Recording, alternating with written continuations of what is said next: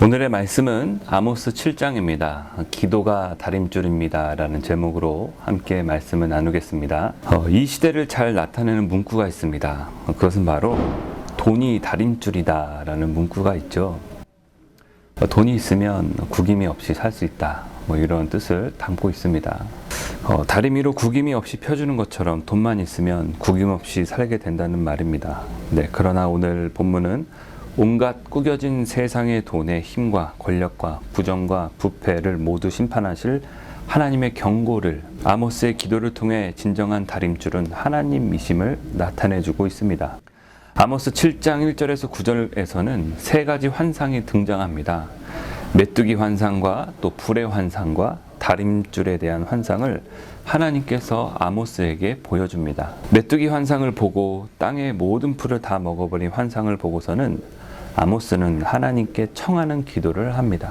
그 청하는 내용은 용서였습니다. 하나님 용서하여 주시옵소서. 아모스의 중보의 기도를 들으시고 하나님께서는 또한 3절에서 이렇게 말씀합니다. 3절에 여호와께서 이에 대하여 뜻을 돌이키셨으므로 이것이 이루어지지 아니하니라 여호와께서 말씀하셨느니라.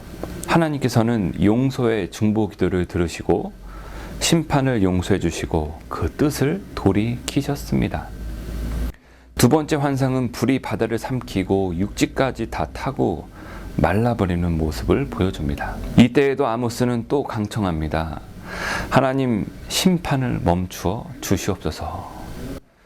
5절에 주 여호와여 청하건대 그치소서라고 표현합니다.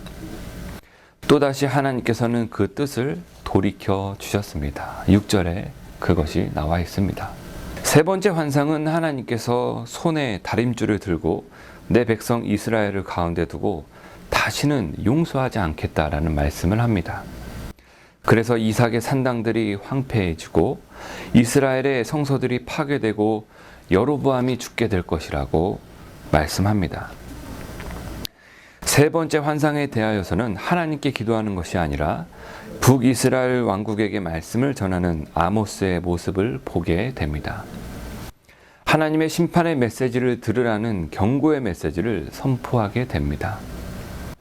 오늘 7장에서 환상이 주는 의미가 있습니다. 죄에서 돌이키라는 것입니다.